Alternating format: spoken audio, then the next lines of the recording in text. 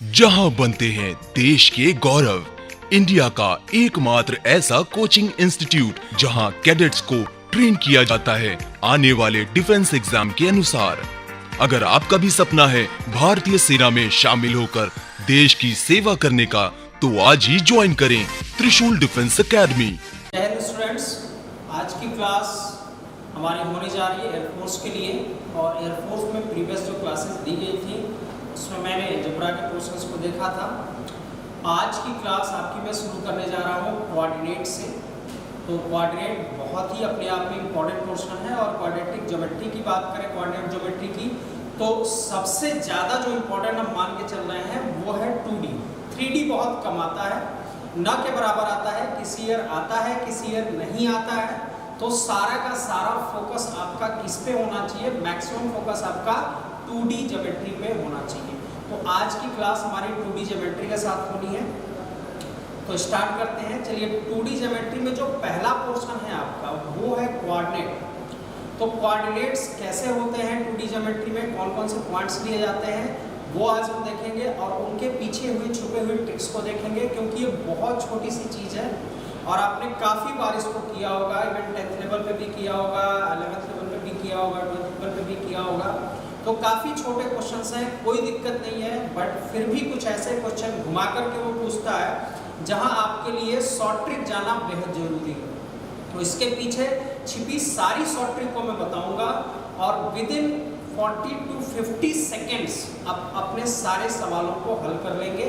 तो आज की क्लास हमारी पूरी तरह से डेडिकेटेड है आपके 2D ज्योमेट्री के लिए, जिसमें हम सारी की सारी ट्रिक्स को समझेंगे और उनको अप्लाई करेंगे। और लगभग इनमें से कुछ क्वेश्चन ऐसे हैं जो प्रीवियस ईयर में रिपीटेड क्वेश्चंस हैं, उनको आज हम देखेंगे। तो चलिए स्टार्ट करते हैं इसको। तो 2D ज्योमेट्री की अगर हम बात करें तो एक पॉइंट अगर हम यहाँ पे मान लो लेते हैं, तो इस पॉइंट को हम डिफाइन नहीं कर सकते। तो इस पॉइंट को डिफाइन करने के लिए हमें कोऑर्डिनेट्स चाहिए।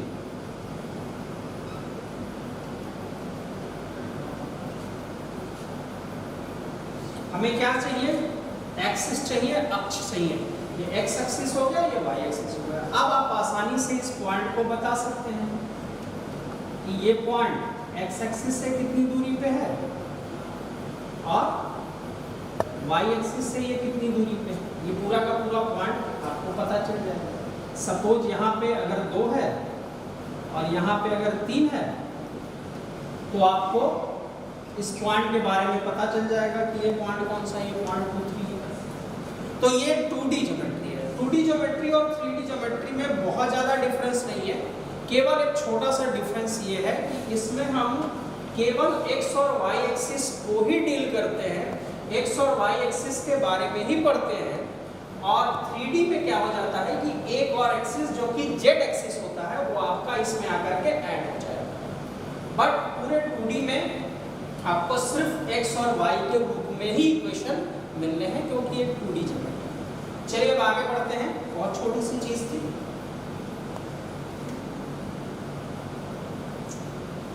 इसमें जो सबसे पहला क्वेश्चन आप लोगों से किया जाता है वो होता है डिस्टेंस फार्मूले से। कोई भी पॉइंट, 2 पॉइंट्स हैं, सपोज हमारा एक पॉइंट यहाँ पे है P जो कि x1 y1 है, और दूसरा पॉइंट है Q जो कि x2 y2 है।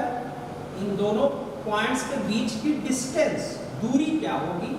तो इसको डिस्टेंस फार्मूला कहा जाता है। ठीक, तो इन दोनों बिंदुओं के बीच की दूरी या डिस्टेंस क्या होगी, उसके लिए क्या सा फार्मूला लगेगा? x1 minus x2 whole square plus y1 minus y2।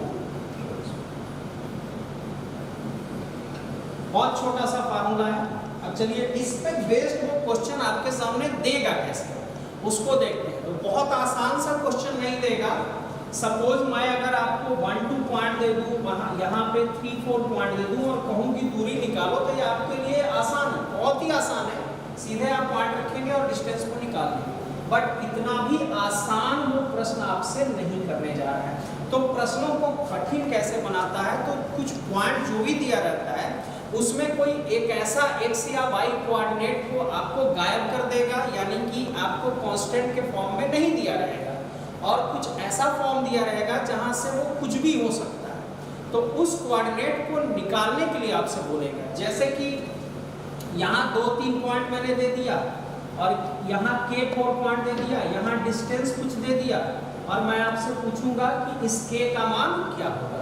तो ये बहुत ही इंपॉर्टेंट क्वेश्चन होते हैं, एयरफोर्स स्टूडेंट और नेवी स्टूडेंट जान ले कि ये बहुत ही ज्यादा पूछे जाने वाला प्रश्न है। डायरेक्ट वो आपसे नहीं पूछेगा, बहुत चीप सा क्वेश्चन हो जाएगा, बहुत छोटा क्वेश्चन हो जाएगा।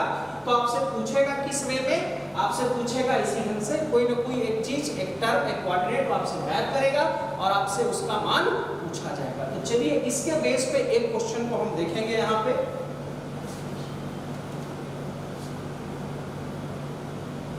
तो एक प्रश्न मैं यहाँ लिखने जा रहा हूं जहां पे हमसे k पूछा गया है।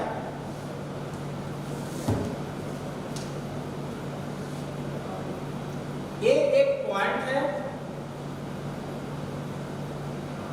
जिसके कोऑर्डिनेट्स है 3, k तथा B एक पॉइंट है तथा B एक पॉइंट है जिसके कोऑर्डिनेट्स हैं 4, 1 और डिस्टेंस कितनी दी हुई है √10 और आपसे पूछा क्या जा रहा है, आपसे k के बारे में पूछा जा रहा है कि k कितना है। ऑप्शंस यहाँ पे हैं 4 या -2, 3 या -3, -3 या 4 और चौथा ऑप्शन है हमारा 1 और 3। चलिए अब हम इस क्वेश्चन को हल करेंगे। बहुत बड़ा सा प्रश्न नहीं है, बट इसके पीछे भी एक छोटी सी ट्रिक छुपी हुई है। उस ट्रिक को मैं आपको बताऊंगा, क्योंकि यहाँ पे बच्चे थोड़ी सी हड़बड़ी में वो काफ़ी दिक्कतें उनको हो जाती हैं। दिक्कत ये हो जाती है कि जब वो क्वाड्रेटिक बनाते हैं तो वहाँ पे उनका टाइम बहुत ज़्यादा लग जाता है। तो इस टाइम को थोड़ा सा बचा के रखना स्टूडेंट। छोटे छोटे पॉइंट्स हैं, छोटी छोटी चीज़ें हैं जो आपको हर वक्त नोट करके रखनी है। यही समय जो बचेगा यही आपके एग्जाम को क्रैक करने में मदद करेगा। जब तक आप समय नहीं बचाएंगे इस एग्ज़ाम में आपको दिक्कत आनी ही आनी है, तो आपको समय बचा कर ही चलना है।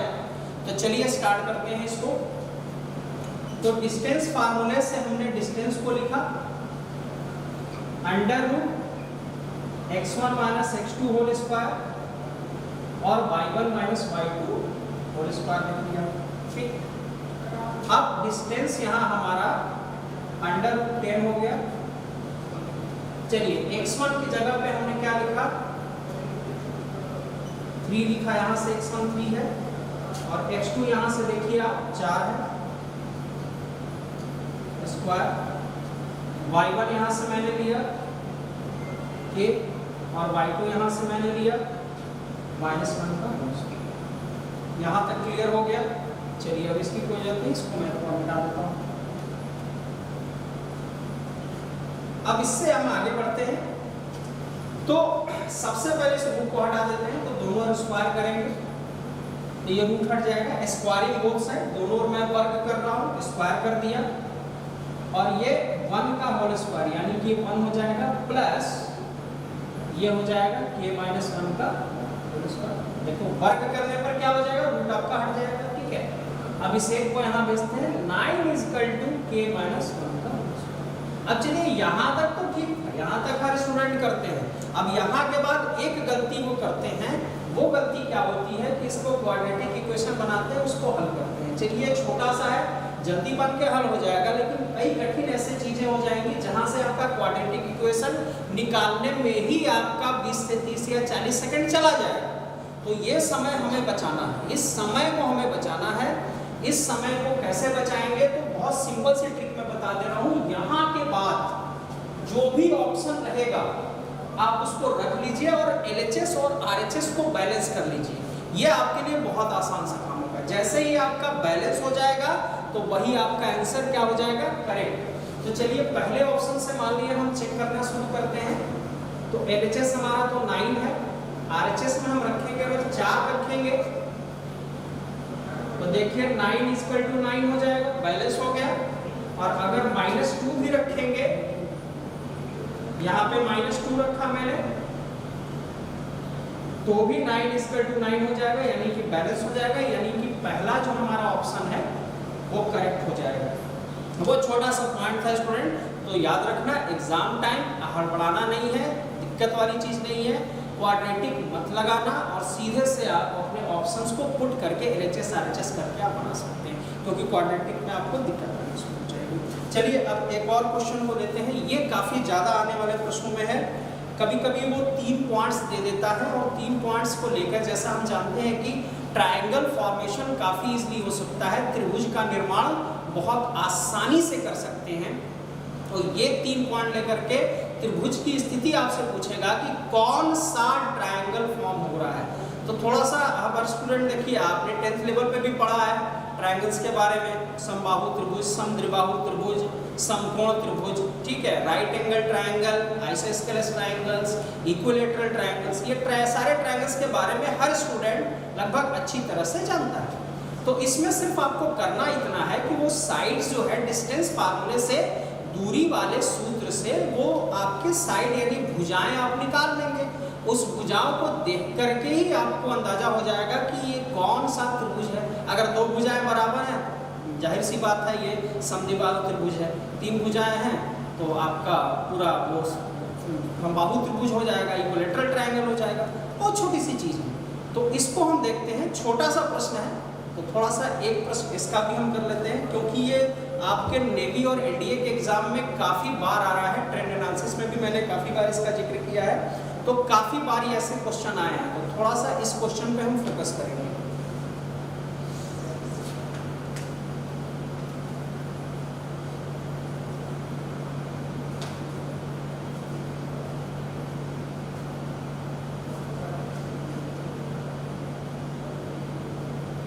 जैसे एक पॉइंट यहाँ पे दिया है 1,1, दूसरा पॉइंट दिया है ये, और तीसरा पॉइंट दिया है ये।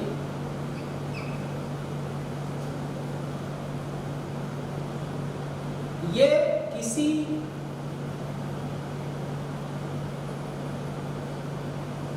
त्रिभुज के शीर्ष है, वर्टिसेस है, vertices of any triangle. English में स्टूडेंट समझ लेंगे इसको, वर्टिसेस ऑफ एनी ट्रायंगल शीर्ष है। तो शीर्ष की स्थिति में क्या होनी है, तो आपसे ये पूछ रहा है कि ये कौन सा ट्रायंगल है। तो पहला ये दे रहा है समकोण त्रिभुज,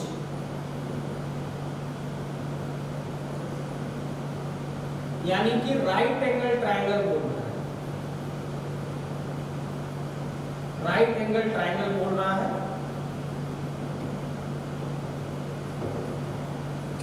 इसके बाद बोल रहा है समद्विबाहु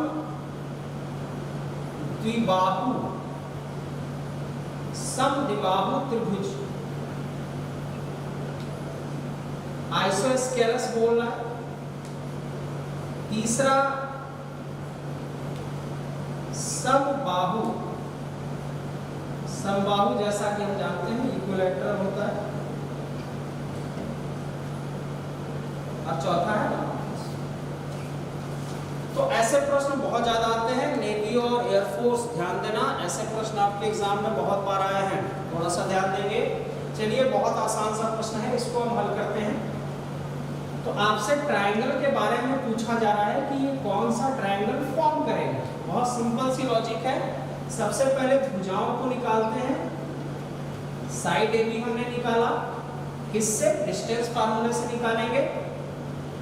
फार्मूला क्या है? x1 - x2 whole square, y1 - y2। चलिए इस फार्मूले को लिख दे रहे हैं।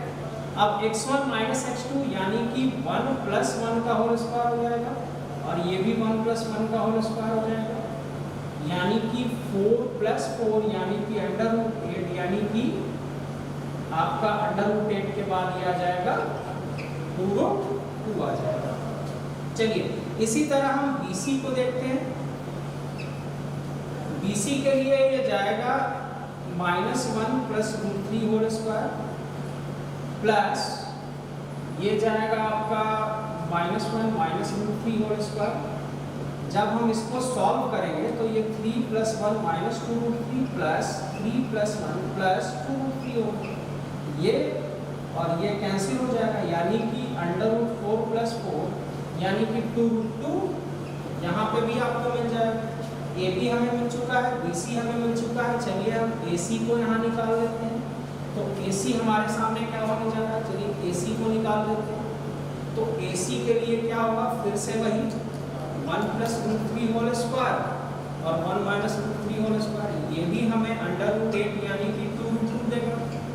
तो ए बी बी सी ए सी निकल गया और तीनों भुजाएं क्या है, बराबर है। तो कौन सा त्रिभुज बनाएगा, समबाहु या इक्विलैटरल ट्रायंगल बनाएगा। तो देखो थोड़ा सा ये टाइम टेकिंग होता है, बट ऐसा भी नहीं है कि वो 1 मिनट को क्रॉस कर जाए, क्योंकि जो ये डेटाज आप देख रहे हैं, जो शीट्स देख रहे हैं, बहुत छोटे छोटे दिए रहते हैं। कभी कभी तो 0 1 1 0 करके ऐसे शीट्स दिए रहते हैं। तो कैलकुलेशन करना, आप कैलकुलेट करना आपके लिए बेहद ही आसान होता है, उसमें कोई खास दिक्कत नहीं है। तो चलिए इस सेक्शन में हमने इन चीज़ों को डिस्कस किया। अगले सेक्शन में हम डिस्कस करेंगे जिसमें त्रिभुज का क्षेत्रफल निकालेंगे, और एक और बेहद महत्वपूर्ण चीज़ है कोलिनियरिटी, उसको हम चेक करेंगे। तब तक के लिए जय हिंद। जहां बनते हैं देश के गौरव, इंडिया का एकमात्र ऐसा कोचिंग इंस्टीट्यूट जहां कैडेट्स को ट्रेन किया जाता है आने वाले डिफेंस एग्जाम के अनुसार। अगर आपका भी सपना है भारतीय सेना में शामिल होकर देश की सेवा करने का, तो आज ही ज्वाइन करें त्रिशूल डिफेंस एकेडमी।